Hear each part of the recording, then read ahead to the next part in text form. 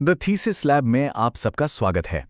आज हम बात करेंगे एक ऐसे कमाल के भारतीय साम्राज्य की जिसने, आप सोचिए, सिर्फ जमीन ही नहीं बल्कि विशाल समंदरों पर भी राज किया। अब ये सुनने में किसी फैंटेसी कहानी जैसा लगता है ना? कि क्या कोई पुराना भारतीय साम्राज्य समंदरों पर कब्जा करके मीलों दूर देशों की संस्कृति को बदल सकता है। पर यह कोई कल्पना नहीं है, ये हकीकत है चोल राजवंश की, एक ऐसी ताकत जिसने समुद्र की लहरों को अपना रास्ता बनाया और कह सकते हैं कि इतिहास का रुख ही मोड़ दिया। तो चलिए इस कहानी को सीधे बीच से शुरू करते हैं, मतलब एकदम एक्शन के बीच से। जरा सोचिए, एक बहुत बड़ा नेवल एक्सपीडिशन, मतलब जहाज़ों का एक विशाल बेड़ा, जो इतिहास के सबसे हिम्मत वाले मिशन में से एक था। ये कोई छोटी मोटी जंग नहीं थी, बिल्कुल नहीं। 11वीं सदी की बात है। सम्राट राजेंद्र चोल प्रथम के लीडरशिप में ये बेड़ा ये हजारों मील के समुद्री सफर पर निकला था। और इसका मकसद सिर्फ जीतना नहीं था, असली मकसद था उस जमाने के सबसे जरूरी ट्रेड रूट्स यानी व्यापार के रास्तों पर अपना कंट्रोल जमाना। लेकिन रुकिए, समंदर पर कब्जा करने से बहुत पहले चोलों ने जमीन पर एक जबरदस्त सिविलाइजेशन खड़ी कर दी थी। तो चलिए थोड़ा फ्लैशबैक में चलते हैं और समझते हैं कि ये शक्तिशाली साम्राज्य आखिर शुरू कैसे हुआ। तो ये जो चोल राजवंश था ना, ये सिर्फ वॉरियर्स यानी योद्धाओं का राज नहीं था। अरे, ये लोग तो कमाल के बिल्डर्स और रूलर्स भी थे। उनका असर तो आज भी साउथ इंडिया के कल्चर और आर्किटेक्चर में साफ साफ झलकता है। और देखिए, चोलों का राज कोई छोटी मोटी बात नहीं थी। हम बात कर रहे हैं लगभग 400 सालों की। 400 साल तक उन्होंने साउथ इंडिया पर राज किया और इस दौरान एक ऐसा गोल्डन एज, एक ऐसा स्वर्ण युग बनाया जिसकी मिसाल मिलना वाकई बहुत मुश्किल है। तो मतलब चोलों की ताकत सिर्फ उनकी मिलिट्री पावर नहीं थी, बिल्कुल नहीं। उन्होंने लिटरेचर को आगे बढ़ाया, ऐसे ऐसे शानदार मंदिर बनवाए जो आज भी मजबूती से खड़े हैं, और एक ऐसा एडमिनिस्ट्रेटिव सिस्टम बनाया जो अपने समय से बहुत बहुत आगे था। अच्छा, तो अब वापस अपनी मेन कहानी पर आते हैं। सवाल ये उठता है कि एक साम्राज्य जो जमीन पर इतना कामयाब था, उसे समंदर की तरफ देखने की क्या जरूरत पड़ गई? इसके पीछे की वजह बहुत ही स्ट्रेटेजिक थी। देखिए, चोलों की कामयाबी का राज था मोटिवेशन और कैपेबिलिटी के एक जबरदस्त कॉम्बिनेशन में।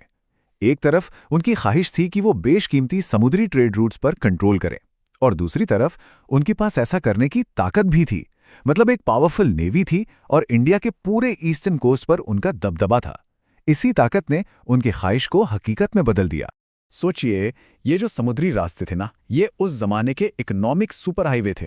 मतलब जिसके भी कंट्रोल में ये रास्ते होते, उसके पास बेहिसाब दौलत और पावर आ जाती थी। और चोल इस पूरे गेम को बहुत अच्छे से समझ चुके थे। और बात सिर्फ सामान और सैनिकों की नहीं थी। चोलों के ये जहाज अपने साथ एक और चीज लेकर गए, और वो थी भारतीय संस्कृति, धर्म और नए नए आइडियाज की एक बहुत बड़ी लहर। और ये तस्वीर, ये इसका एक शानदार उदाहरण है। ये दिखाती है कि कैसे चोलों के समुद्री दबदबे ने कल्चरल एक्सचेंज यानी सांस्कृतिक लेनदेन का एक पूरा चैनल ही खोल दिया। ये मूर्ति एक जीता जागता सबूत है कि भारत की कला और सोच कितनी दूर तक पहुंची थी। ये कोट इस बात को और भी पुख्ता करता है। सोचिए, ये सिर्फ बिजनेस या ट्रेड नहीं था। हम बात कर रहे हैं साउथ ईस्ट एशिया में पूरे के पूरे साम्राज्यों की, जिनकी बुनियाद ही भारतीय सोच और कल्चर पर रखी गई थी। और ये असर कोई ऊपरी नहीं था, नहीं। धर्म से लेकर राजकाज के तरीकों तक, आर्ट से लेकर आर्किटेक्चर तक, मतलब जिंदगी के हर हिस्से पर इस कल्चरल वेव का असर हुआ। एक ऐसी गूंज जो आज भी इन देशों में सुनाई देती है। लेकिन कहानी यहीं खत्म नहीं होती। वक्त के साथ चोल साम्राज्य तो खत्म हो गया, पर उनकी विरासत, उनकी लेगेसी आज भी जिंदा है, ठीक उन्हीं जगहों पर जहां कभी उनके जहाजों ने लंगर डाला था। तो तब और अब में एक सीधा कनेक्शन है। तब चोल व्यापारियों ने समंदर पार गहरे रिश्ते बनाए, और आज भी थाईलैंड के मंदिरों में गणेश और ब्रह्मा जैसे हिंदू देवी देवताओं की मूर्तियां मिलती हैं। ये मूर्तियां उसी पुराने कनेक्शन की गवाह हैं।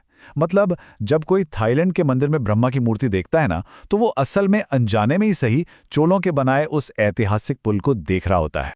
तो कुल मिलाकर बात यह है कि चोल सिर्फ विजेता नहीं थे, वो महान बिल्डर्स थे, एडमिनिस्ट्रेटर्स थे, और सबसे बढ़कर वो जबरदस्त कल्चरल इन्फ्लुएंसर्स थे। उन्होंने 2 अलग अलग रीजन्स के इतिहास को एक नया आकार दिया। तो ये हमें एक सवाल पर छोड़ जाता है, ऐसे और कौन कौन से भूले बिसरे साम्राज्य हैं जिन्होंने हमारी आज की दुनिया को बनाने में अहम रोल निभाया है? ये एक ऐसा सवाल है जो हमें इतिहास की उन छुपी हुई कहानियों को खोजने के लिए उकसाता है। कहानियां जो आज भी हमारे चारों ओर मौजूद हैं, बस हमें उन्हें देखने की नज़र चाहिए। तो ऐसे ही और दिलचस्प कहानियों के लिए द थीसिस लैब को लाइक, शेयर और सब्सक्राइब जरूर करें।